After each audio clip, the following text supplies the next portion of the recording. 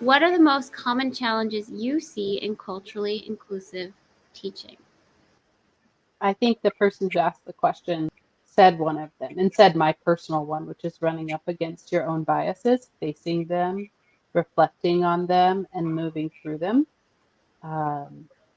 with faith in what the right thing is, which to me is centering people. It's super simple to me. Now, it doesn't mean we're not centering also, or we're not, thinking about the amazing biodiversity in the garden and all of that.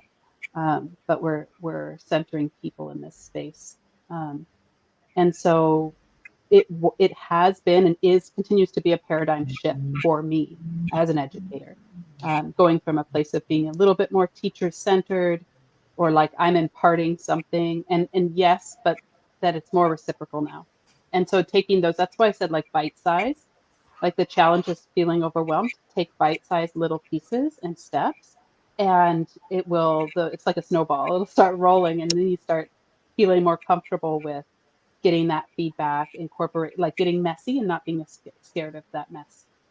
I'll chime in what some barriers.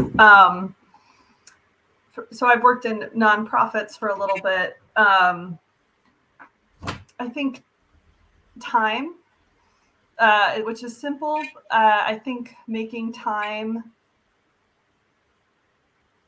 making space for slowing down and prioritizing quality instead of quantity, which is again a big culture change. But I just feel like folks, you go for what's easy, right? When you're running out of time, or if you need someone to do a program for you, you'd go with the person you know, and you maybe don't have time to explore a new community. So I think intention is so important in this work. And I would just say a challenge is when I work with folks and educators and I just see their to-do lists and burnout. I don't know, just prioritizing time. I would say that just very quickly, and I think we've reached the time here, is long-term commitment.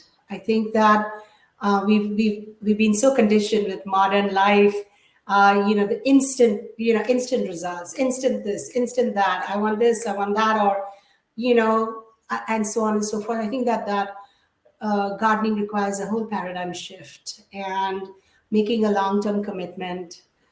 Rejoicing, in the planting of a seed that will take time.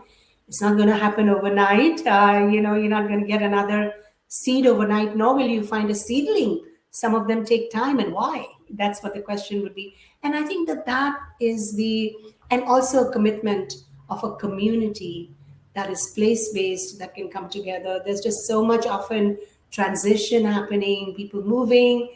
And I think that is why your topic, place-based, is very critical. How do we make a commitment to place long-term so that we see the fruits of our labor, so that we see what we are learning together, right? The mistakes we make and the forgiveness in those mistakes that can emerge as we are a community that trusts one another. And that trust happens over time. It does not happen. Remember, power and historicity cannot be ignored. There is a history, right? And power relationships, cannot be ignored. And so it requires that coming together to make that commitment long term.